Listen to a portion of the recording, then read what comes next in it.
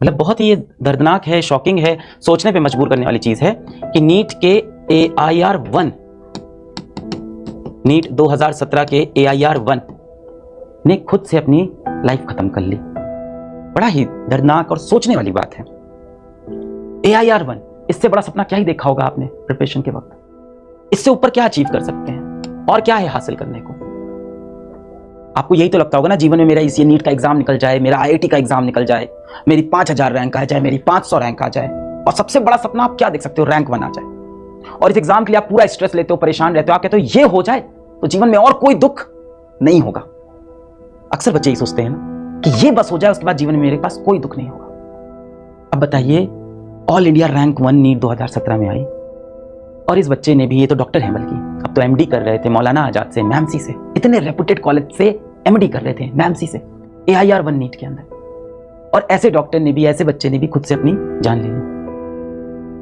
मतलब कुछ तो है जो इस एग्जाम से भी बहुत बड़ा है जीवन। तो इससे सहज समझ में आ सकता है, विचार किया जा सकता है कि जिसको हम भगवान मान रहे थे वो तो काल है, जिससे हम सुख की आशा करते थे उसके पास सुख नाम की वस्तु नहीं है। जैसे कोई अंगारों से, अग्नि से और शीतलता खोजने की चेष्टा करता है तो उसको ज्ञान नहीं है। किसी ने भ्रमित कर रखा, उसको हाथ जला रहा है रह कर। तो अभी तक हम अज्ञानी थे इस काल के लोक में और हम सुख खोज रहे थे। तो परमेश्वर ने आके बताया कि जिसको आप सुख मानते हो, किसको सुख मानते हो? जो निर्धन है वो सोचता है कि धनवान सुखी, धनवान ये सोचता है कि राजा सुखी, धनी सोचता है कि मेरे सामने भी बहुत सी प्रॉब्लम आती है, समस्याएं आती रहती हैं, कहीं चोरी का डर है, कभी कोई टैक्स देना पड़ता है, कभी कुछ करना होता है, तो वो सोचता है कि राजा सुखी। परमात्मा कहते हैं राजा को स्वप्न में भी सुख नहीं होता। राजा लोग अंत में वो सोचते हैं कि स्वर्ग के देवता सुखी होंगे। स्वर्ग के देवता सोचते हैं कि इस इंद्र को सुख घना है क्योंकि वो देवताओं का राजा है। अब इंद्र की हिस्ट्री, कहानी आप पढ़ोगे पुराणों के अंदर, इंद्र जैसा दुखी प्राणी नहीं। इंद्र सोचता है कि ब्रह्मा विष्णु महेश सुखी होंगे, मुझे सुख नहीं। ब्रह्मा विष्णु महेश सोचते हैं कि हम सुखी नहीं, क्योंकि उनका इतिहास देखिएगा। इसी प्रकार फिर बताते हैं कि साच कहूं तो जग नहीं माने, पर झूठ कही ना जाई हो। ये ब्रह्मा विष्णु शिव जी दुखिया, जिन ये राह चलाई हो, जिसने यहाँ इस जन्म, पालन और मृत्यु का जो ये मार्ग चला रखा है, ये तीनों दुखिया। फिर क्या बताते हैं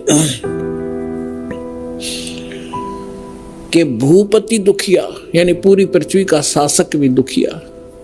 सुरपति दुखिया, भूपति दुखिया। सुरपति इंद्र वो महादुखी, और रंक दुखी बपरीती हो। गरीब आदमी तो वैसे स्वाभाविक दुखी, रंक दुखी बपरीती हो। ये तो या तो रीत है कि गरीब वही दुखी रहे, सारी आपदाएं गरीब आया करती हैं। जो सत भक्ति नहीं करता, जो सत भक्ति नहीं करता गरीब, और जब भक्ति सही मिल जाती है, कबीर साहब कहते हैं, कहे कबीर और सब दुखिया, एक संत सुखी मन जीती हो, संत सुखी मन जीती हो। संत हो, परम भक्त हो, परम संत से दीक्षा लेकर के, और फिर जैसे संत बताते हैं जो परम संत होगा, सतगुरु मिले तो इच्छा मेटे, पद मिल पदे समाना, चल हंसा उस लोक पठाऊं जो आदि अमर अस्थाना। अब क्या बताते हैं कि सतगुरु मिलेंगे तो यहाँ की इच्छाएं समाप्त करवाओगे सबसे पहले, कि किसके लिए तू सारा जीवन नष्ट कर रहा है, इन कोठी और बंगलों के लिए। 1 मिनट में मृत्यु हो जाती है, जोड़ा जाड़ा सारा छोड़कर गधा बनकर घूम रहा होता है। तो कहते हैं जब संत वो भक्त सुखी होगा जो इस तत्व ज्ञान के आधार से अपना जीवन सफर तय करेगा, और कोई इस पृथ्वी पर सुखी नहीं हो सकता। समर्थ का शरणाग हो रघुरी हो, और कदे न हो ऐ काज राम रंग होरी हो। समर्थ की शरण में आओ, यहाँ के अंगार भी बुझा देगा आपके लिए, आपके जीवन में कांटे भरे उनको साफ कर देगा, और आपको यहाँ भी सुख देंगे, सतलोक में ले जाएंगे, आपका पूर्ण मोक्ष कराएंगे। तो ये दो नीम हकीम हैं जो ये कहते हैं कि समाज नाराज हो जाएगा, श्राद्धन मना कर रहे हैं, देव देवता की पूजा मना कर रहे हैं, सारे विरोधी हो जाएंगे, बेशक हो जाओ। ये तो है नीम हकीम जो केवल ने सोचा ये नाराज ना होने चाहिए, चाहे बेशक इनका नाश हो जाओ। अरदास है सर्जन, एक बार दर्द होगा लेकिन सदा का सुख हो जाएगा पूरे मानव समाज को, और इसको करके छोड़ दूंगा।